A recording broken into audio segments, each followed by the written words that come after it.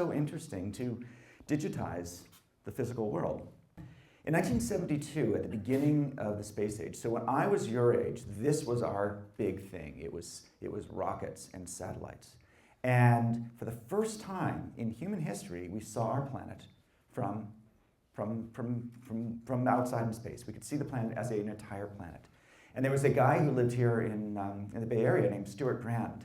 And once he saw the satellites are going up there, he started a campaign called the Whole Earth campaign. He says, we want to see a picture of the whole Earth. And so NASA provided this picture. And before that, we could see our neighborhoods, we had maps, etc., but we'd never seen the whole Earth. And we had a concept of the whole Earth, but we'd never actually seen it. So Stuart Brand got NASA to provide this picture, and we started to think about managing the planet, not just managing air pollution in our town or even a country, but instead managing the environment on a planetary level. And that went on from 70s, 80s, 90s, etc. And that was largely this message of the space age, which is that it takes satellites to see the planet. That's what things look like now. This is the way the planet looks like from a drone. As you can see, we're closer up. But what's interesting about this is if you fly over the country, you see these circular crops. The reason these crops are circular is because there's these irrigation pipes that go around in a big circle, and they spray water, they spray chemicals and things like that. And it's just the shape of from geometry. If you take a radius and you sweep an arc, you end up with a circle. Now, the top three of these circles look the way they look like for an airplane, but the bottom left one looks the way it does from a drone, which is to say it's using its camera and looking in the infrared spectrum, the near-infrared spectrum, and it can see the health of the chlorophyll. The way it works is that healthy chlorophyll absorbs the visual light and reflects the near-infrared, whereas unhealthy chlorophyll reflects them both. And just by looking at the ratio between the visual spectrum and the near-infrared spectrum, you can see things that you can't see with the human eye. Then what it does is it does the same thing for the ground, and you can see water absorptions, etc. And then it turns that information into this grid pattern. And that grid pattern reflects the granularity of the sprayers. And so what it is, it becomes like a dot matrix pattern for a printer. It tells the sprayers how much to spray where. So we've gone from a sort of a one-size-fits-all, treating the crop like one crop, one soil, into a much more sophisticated, it's called precision agriculture, much more sophisticated understanding that the world is not one size fits all, that actually the plants differ a little bit, the soil differs a little bit, irrigation differs, pests and fungus. Those things need to be treated on a more granular basis. And so we can start treating the crop more efficiently, and then we don't have to resort to monoculture. We can start to introduce more diverse species. And that's really good because that means that it's more resistant to disease. So moving to the next stage of the space age, in the late 1990s, there was the possibility to put up communication satellites that could do cell phone, that could do wireless phone calls. And there was this big debate back then. They said, look, we can put up 64 satellites and cover the world. Or we could put up 1 million cell phone towers, or actually 10 million or 100 million. Now, it made perfect sense to just put up the satellites. Why would you put up 1 million towers when you could put up 64 satellites? Now, think a little bit. We know how that story ends. Why does it make more sense to put 1 million cell phone towers up than 64 satellites? Now, here's the simple answer. You won't believe this. Back in 1998, you know what they thought phones were for? I'm glad you're sitting down. They thought phones were for phone calls. Can you believe it? For voice. They thought it was for talking on the phone. And if you're just talking on the phone, sure, 64 satellites are fine. What they had not realized back then is that phones are for data. They hadn't invented the smartphone yet. And so then the problem with those 64 satellites is they had very limited capacity. They could just handle phone calls. And because the satellites were out in space, it took a long time for the signal to get out there and come back, so there was a little delay. Now you could handle the delay for voice. It was a little bit irritating, but it wasn't a killer. But for data, it was totally unacceptable. So basically, the 64 satellite model worked fine in a world that looked like the old world of telephones, making calls, but made no sense in the world of data because it didn't scale. And that's the big thing, that cell phone tower scale, they could change technologies. They divided up the spectrum, in other words, the radio area, in little bits so they could use more data over smaller areas. They just chopped up into little pieces. And the technology could change really quickly to go, as you know, what 2G, 3G, 4G, et cetera. They could change the technologies because it was there on the ground, like they mentioned earlier about power. Because it was on the ground, it could evolve as the demands for wireless evolved as well. So the answer is that the ground scaled. It was flexible, it could handle more people, and because it was close, it had no latency. In other words, there was no delay. So this was something that was not obvious in 1998, but in history we've learned that the one thing that really drives change is scale. The ability to take something small and have it go really, really explosively mainstream. Towers could scale. The point is simply that drones are the new satellites. Drones are like the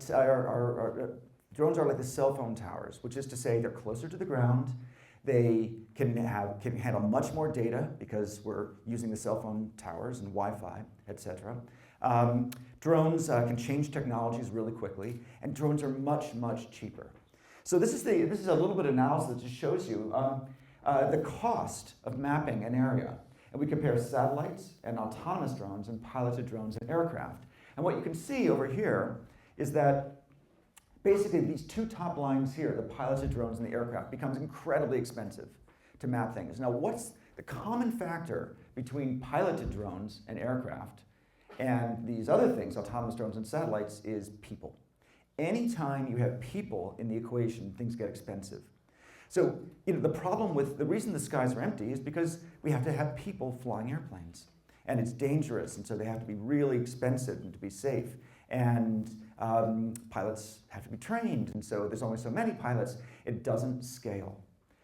The same thing with piloted drones. Back in the old days, or not so long ago, just a year ago, these things needed sticks. You actually needed to fly them. And then it doesn't scale. There's a one-to-one correspondence between the humans and the robots. What you want, the way to scale, is to do one-to-many.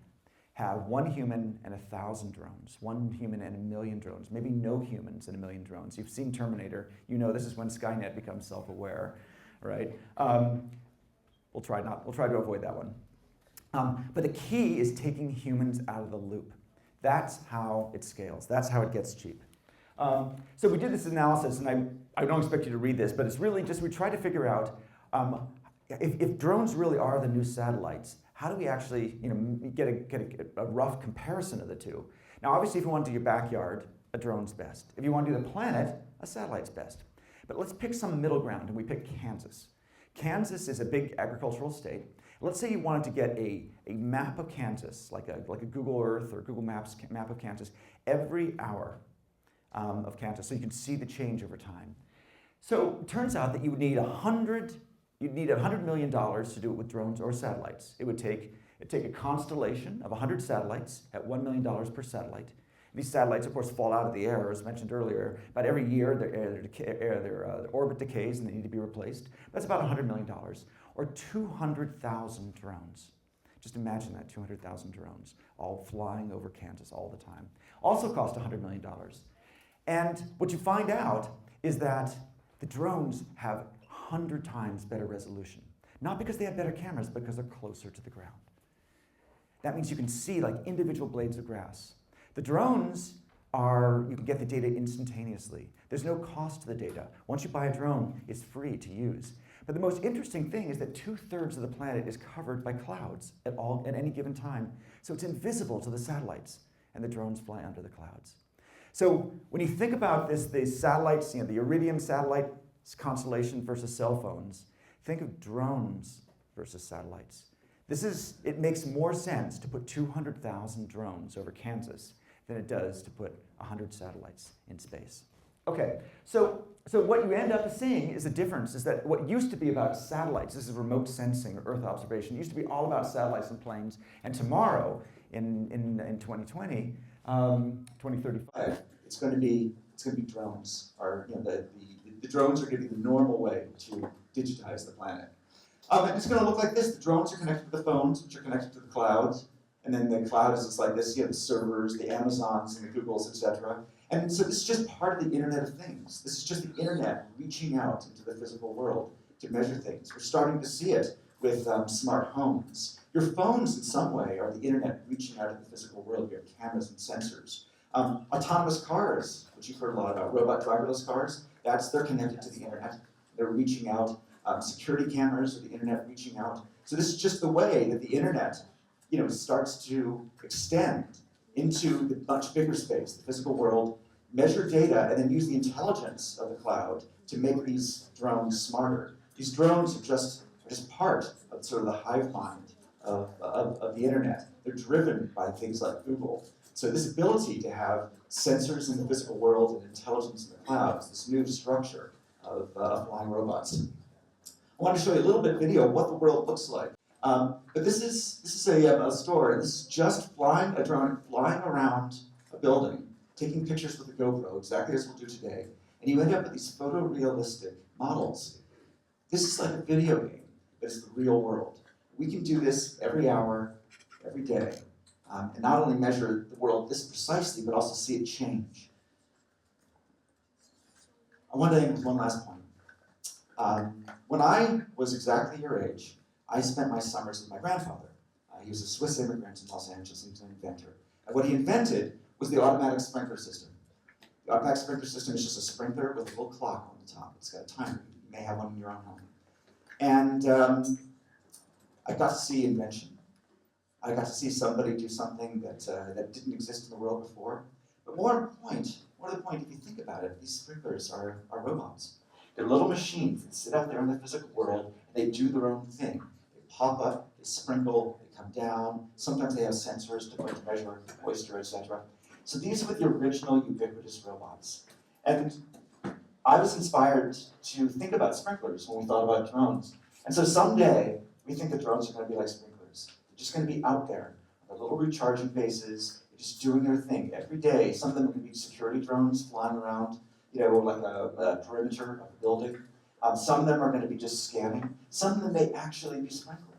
Maybe they'll be sort of seeding things like bees, fertilizing plants. Maybe they'll be spraying fertilizer, whatever. This ability to have little robots that are just out there doing their own thing in the air is what we're enabling today. And today, you'll see it happen outside, overhead, all day. Thank you very much.